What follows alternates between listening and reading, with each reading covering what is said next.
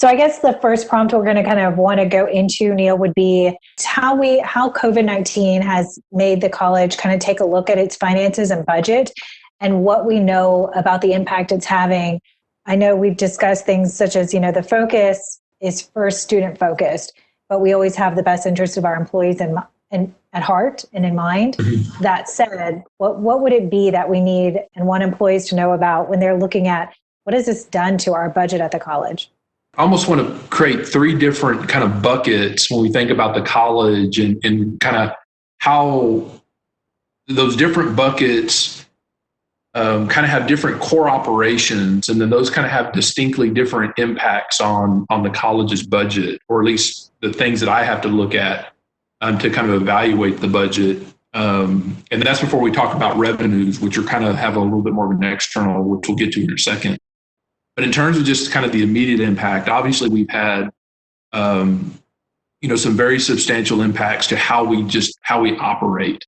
On the academic side, they've decided to go completely online. Obviously for the spring semester, there's not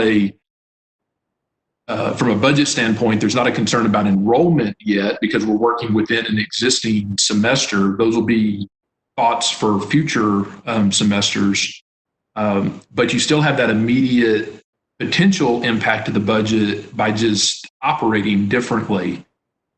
So obviously faculty salaries are not significantly impacted here. We still have the same number of courses. Their pay structures are still the same, regardless of whether they teach online or in class. So on the academic side,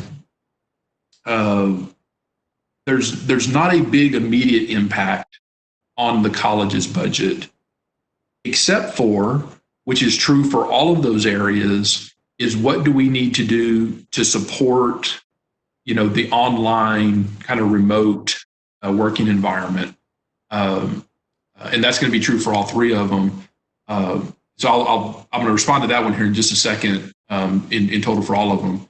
Then you have kind of the other direct student operations, which generally are just student services, but all the various support services for students. And again, they're impacted in a somewhat different way.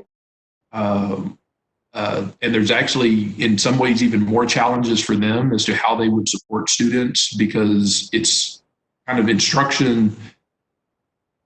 There's a kind of, not to say that different programs aren't impacted differently, but they're still have the same basic function of delivering instruction. When you get into student services, there's just a lot more variables in terms of how those different areas of student services support students and then how they're impacted.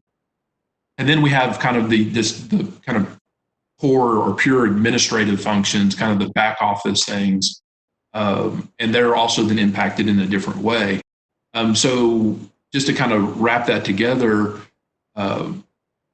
it's kind of case by case, but at this point for ACC, what has been the only kind of material impact, which has impacted all of those areas, is really increases in technology to support the kind of remote environment for those. Some of that cost has been directly to students. Some of it has been around delivering instruction, such as expansions of Blackboard capabilities, and also supporting faculty in various ways with hardware. And then we have, for all the rest of the staff, how do they do their job remotely, which is hardware, software, solutions that have to be put in place. So at this point, really all of the budget impact has been around some added costs around supporting this new kind of operating model. And most of that has been in increases in technology. Can you go into a little bit more detail for us what this has looked like then in comparison to what was already planned at the college? Yeah, no, it's a great question. And it's actually one of the many examples as to where ACC was already in a relatively good spot relative to our peers and relative to other institutions of higher education to kind of deal with COVID-19. And one of those is we already had a very substantial distance learning program. So we already knew how to do it. We already had a lot of the infrastructure in place to support it. Now, yes, we've kind of taken it to a whole nother scale, but we're not starting from scratch. That was incredibly helpful. That's not true for a lot of our counterparts. A lot of smaller community colleges do not have robust online, operations, and even a lot of the universities, if you think about them, we always think of like the Arizona State University, who kind of conquer the world with an online college, but most universities, they're primarily just serving their campus community. They don't have a robust online, and so you see a very different impact, and you're hearing a lot about the concerns that impacts at universities. And some of our rural community colleges, especially, look a lot like kind of a small university. They have dorms, they have athletics, and it's very much around just supporting kind of their on-campus students. But at ACC, we're a commuter college, and a lot of that doesn't impact us. And almost a third of our students were taking some form of an online or remote class already. So a lot of this has been about how do we ramp those up. And again, what was really a little more impactful and continues to be one that they're trying to work through is how do we provide the support services remotely. But to your point, we'd already started a lot of that. There was a lot of initiatives in the last 2 years around starting to do online advising.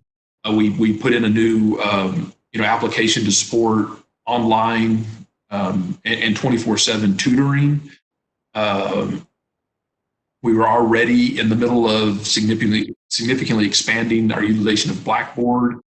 But even programs, which of course weren't intended for this, but if you think of our first day inclusive access program, where students now have electronic books.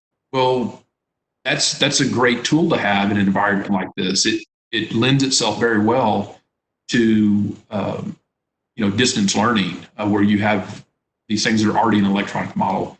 So I think really for us it's been about just expanding that to scale, and then identifying those areas that needed that weren't quite there yet. But in some cases, this is kind of making us just accelerate plans that we already had. I'm going to switch gears a little bit now and talk about the uncertainty that is happening in communities around this period. There's a lot of it, but how would you describe the shape for the college's budget right now, and the way in which we've approached having to take on these expenses and these budget changes?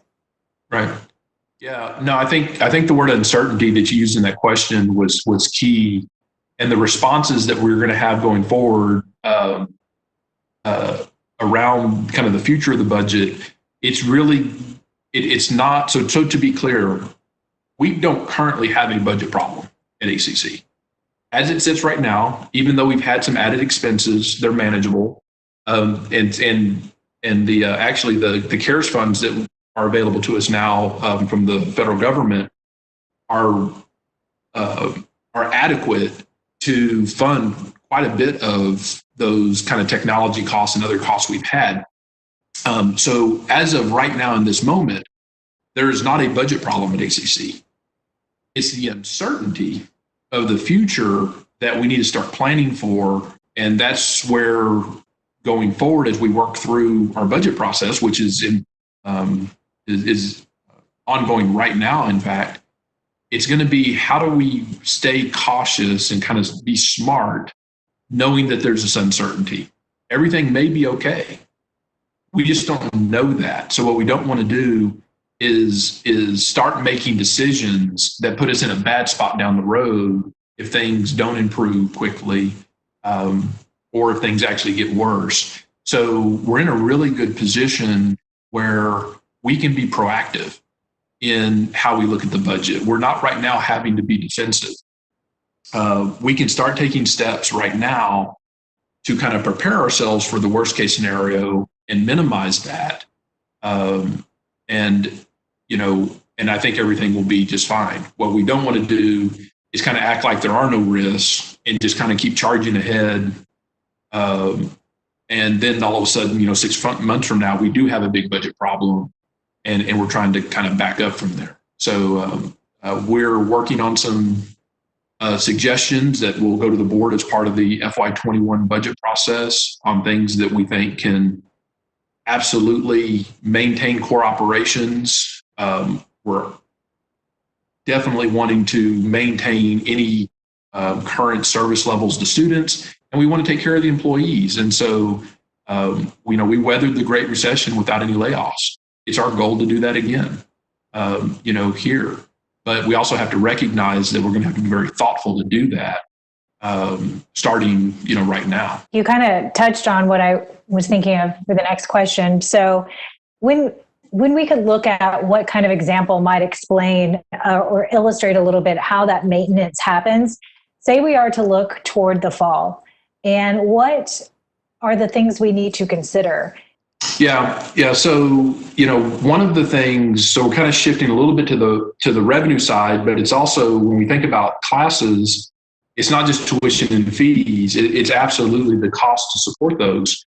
And usually we look at that, kind of the simplest metric from a financial standpoint is your average class size. That's a very key kind of indicator for us as to how much it's costing us, to deliver that instruction. So, one of the big uncertainties is, what is this going to do to enrollment? We don't make money on tuition at ACC, so it's not so much the lost tuition. It's really, what's the impact to the course schedule, and how do we manage that to not have a big change in how that model currently works. And so, obviously, and that can be a problem whether enrollments go up or down. It's the uncertainty. It's the significant kind of unplanned for change in what otherwise we're prepared for that creates a lot of challenges on dealing with that change. And the course schedule is one of the largest ones. And so if enrollments go down a lot, it makes it very difficult to manage the course schedule timely and minimize disruptions while trying to also minimize the impact to the budget. We have ways and we have experiences in doing this, but it's not easy. And there's always that balance between how much do we scale back the course schedule to kind of save cost versus where's that line where you're actually starting to further impact enrollments by doing that. And the good news again is we have a team that's gone through this before. Mike Midgley and his team have a lot of experience, and me and him work together and have many times on trying to find that balance. But we're going to have to be going into it. We'll all be ready, and we'll be ready to know how to do that. But there is risk again, and again, it's the uncertainty. Is it true that if we have a big reduction in enrollments and then at some point we have to therefore reduce the number of sections, even though we're going to minimize that to the extent possible, but we can't guarantee that we won't have to do that? Will that impact faculty loads? Yeah, it will. But there's a risk there, but we actually don't have anything right now in front of us to say that that's going to happen. And in fact, there's a lot of reason for us to still be relatively optimistic that, that ACC and our enrollments will be generally okay. But yeah, there's definitely the risk. And that creates both the risk, to us as employees, in this particular example, to faculty, but it also therefore has kind of a broader risk to the college's budget, because we have to figure out how to respond to that change. What are the next steps that happen at ACC to get this process going? We already know we are in the budget cycle right now. So to me, we're talking about, how do we mitigate risk? And so, we kind of started hitting on it, and I'll just kind of maybe summarize it as to where are those risks really at to the college's budget. And there's really three areas that we have risk to the budget. One of them we just talked about. It's our ability to manage enrollments in a way where we can still maximize enrollments as we always do, but do it in a way that minimizes any negative impacts to the budget. And it's not the easiest thing in the world to do. And so there's a risk there that we don't quite get that right. And all of a sudden we have a multi-million-dollar kind of hit to the budget because of the challenges we have in managing the course schedule. So enrollments, not so much from tuition and fees, but enrollment fluctuations based off our ability, to manage the course schedule based off of those enrollments is kind of a big kind of risk bucket. So we just talked about that one a little bit ago. What we hadn't mentioned yet is there's two other areas of kind of material risk. There's a whole bunch of little things, but I'm just talking about the big stuff that can actually make us rethink kind of our financial model. The other one, which is a very, very real risk at this point, would be substantial cuts in state appropriations. Now, the good news is the state appropriations only make up about 15% of our budget now. They used to make up over 40% of our budget. So the exposure is not nearly as much as it was 10, 15 years ago. But we're still talking about millions of dollars on the table. And so the state is getting hit hard. And I think that's an obvious statement, but we need to recognize that. And they're getting hit in many ways. It's not just in the reductions in sales and therefore sales tax, but the state of Texas gets quite a bit of revenue from oil. And if anybody's paying attention to that, the price of oil is hitting historic lows. Well, that's also going to hit the state's budget as well. Not to mention just all the other economic piece, because we're really tied to the energy industry. But the state's budget's going to struggle. We still have over a year left on the current approved appropriation amounts. And so the likelihood that we're going to get through the next almost year and a half without the state coming back and asking for money, it would just be shocking. So we need to prepare for that. We don't know what it is yet. We don't know how big it is, but it's that uncertainty again that tells us that we should be very cautious in how we use our money in the immediate term, because we don't know to what degree, the state's going to come and basically say, hey, sorry, but we're not going to send you a check in August, and that's happened before. So we need to prepare for that. The third kind of exposure, which is a little bit longer term, which is good, it'll be actually the most impactful, but at least it's further out, is if we actually have a lasting recession because of this, what you have the risk that it starts to impact property values. And the fact of the matter is ACC, because Austin has been a very robust community economically for the better part of 3 decades, we've done quite well in terms of the support we've gotten from the local taxpayers. If that starts to even flatten outwards, not growing anymore, even before we talk about did they actually start seeing reductions, we get over 60% of our funding from local property taxes. So that would be very worrisome. The good news is the upcoming year's property taxes were actually a snapshot as of last January 1, which is pre-COVID. So those are already kind of set for the next year. So it gives us kind of time. We have about a 1-year lag. So we're gonna have to monitor that. But again, we should go ahead and start preparing kind of for the worst case scenario, or at least a bad scenario right now. The good news is we'll have over a year to prepare for it. But those 3 areas, how well can we manage the course schedule and kind of minimize any negative impacts to the bottom line of the budget, our risk with state appropriations, and then our longer term risk that obviously the total economy, but really we're most worried about the Austin economy in this case, is in some type of recession for an extended period that starts to hit property taxes. So to get back to your question there, going forward, and what we're focused on right now is what can the college do right now to start preparing and planning for those scenarios.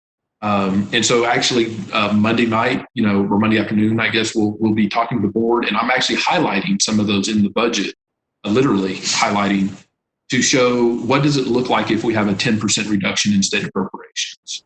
What would it look like if a year from now there's no growth in property taxes, which in our area would be almost a historic, I've been doing this right for now 20 years, and there's only been 1 year where we didn't have growth and it was actually the first year of the Great Recession. And so usually we're used to property taxes growing. And our budget model, and the reason that we haven't had to increase tuition now in 6 years and possibly 7, depending on what the board does next week, is because of the strength of property taxes. So if property taxes kind of flatten out, it will make us rethink the way that we look at things like tuition and fees. It'll also, therefore, that puts pressure on how we think about costs, because then we get worried about how much we raise tuition and fees. So we'll have to see on that one. But the good news is, again, is we almost get a year look out into the future for that and to prepare for it. So right now, our actions will be, we're going to tighten the belt. That doesn't mean we're cutting budgets, but it means we are going to start making sure that we're not spending anything unnecessarily. And what I mean unnecessarily, I mean now's not the time to take on new initiatives or to take any other types of risks. Sometimes we do things just to see if they'll move the needle on student success, and they're good things to do, but we have to invest in that. Now won't be the time to do that. Now it's going to be the time where we really focus on kind of existing kind of core operations, focused on how do we maintain and ensure that we maintain existing enrollment levels, existing student support, existing compensation and benefits. So yeah, that means we're going to have to think real hard about adding any more to compensation and benefits until we get more certainty. That could be 6 months from now, and then everything's good. But until then, we want to be very cautious. Thanks, Neil. I'm good. We covered the gamut, so thank you. Anything else you think that based on conversations you've had or heard from employee associations, or anything else within cabinet that we want to use this time to address? Again, we want to reassure at this point employees that they shouldn't be worried. They're about the budget. There may be other things they want to worry about, but the budget right now at ACC is stable, and we're in a good spot. It's really about be prepared for if things actually get worse economically. If they don't, then great. The money doesn't go anywhere, right? It just sits in the bank. So if 6 months from now everything looks great again, it's not like we can't go back and kind of get back to business as normal. But it's really just, so I think it's important to reassure everybody that, there's no reason for panic. There's no reason for people to be concerned about, mass layoffs or anything like that, which unfortunately is going to happen. We're going to hear about it. It's going to happen in higher ed. We're going to see it happen, at institutions that we know. ACC's in a good spot, but we need to use that strength right now to really kind of prepare for it so that we can make sure that we can have that same message, a year from now, 2 years from now. And I think we're in a good position to do it. Other than that, I think, we're really just still focused on, we still have work to do. We've done an incredible job to kind of stabilize the college operationally and to transition into this remote environment. And that's everybody. I mean, that took everybody to do it, right? So that took problems that had to be solved, but it also meant that people had to be understanding and willing to kind of work and learn in this new environment. And right now, it looks like we've done a really good job of that initial response. But we still have work to do for this to be an ongoing, kind of situation. And so we're all still working on that. So we've kind of all shifted gears, the administration, to not just trying to, kind of plug holes, but now we're kind of looking more longer term. What does this look like in the summer? What does it look like in the fall? We can now start to get kind of in front of, I'll say the curve, it's a different curve, but get in front of that curve so that we can, again, be more proactive and less reactive. So that's what we're focused on right now, is trying to figure those things out. But at this point, I feel really confident about the budget. And again, it's really a testament. Maybe it's better to be lucky than good. I don't know. So whether we good or were we lucky? But a lot of the things we have done and a lot of things that we plan on doing in the coming months are actually things that were already on the college's radar. They were already things that we had plans to do, or we're already in discussions about. It's really just been a question of, can we do them faster now? And can we do them larger? So obviously there's been a kind of a scope change. We might have been talking about supporting 20% of our students in the model, and now we have to do 80% of them in this model. But at least we already had kind of those plans on paper. It means we also had kind of the research and the knowledge on what we needed to do. In a lot of cases, we already had contracts in place to do them. So we've already gone through. So, we've ended up in a really good spot. And now it's really about how do we just make it better? And then, of course, the big question everybody wants to know is how long is it going to last? And we don't know. But at this point, we're shifting gears to say we're going to make decisions as though some of this is in for the long haul. And we'll be prepared if it goes on through the fall, through the spring. Who knows? We'll be ready. I think we're doing good. And I think the budget, again, it may not be as rosy as it would have been. We may not get as high raises as we would have gotten, and definitely we never get as big a raise as we wanted. But it's a lot better to be thinking about the fact that I may not get a raise than whether or not, I may not have a job. And so I think, we'll all do well to kind of keep that in mind. And I think we can all feel comfortable that we've got a good path forward to ensure that that's true. So, obviously the risk to that, to be fair, is on the faculty side, and we're talking about adjunct faculty when we say that because they're the ones that are most exposed to big changes in enrollment. But again, it's way too premature to speculate even that that's the case. Is it possible? Sure. But there's actually a lot of evidence to say it could absolutely go the other way. We could absolutely, and historically, we'd be getting ready for record enrollments right now. It's kind of this health scare part is what makes us uncertain as to how people respond to it. But ACC is in a really good position to minimize the impacts to enrollments. And so I'm still kind of cautiously optimistic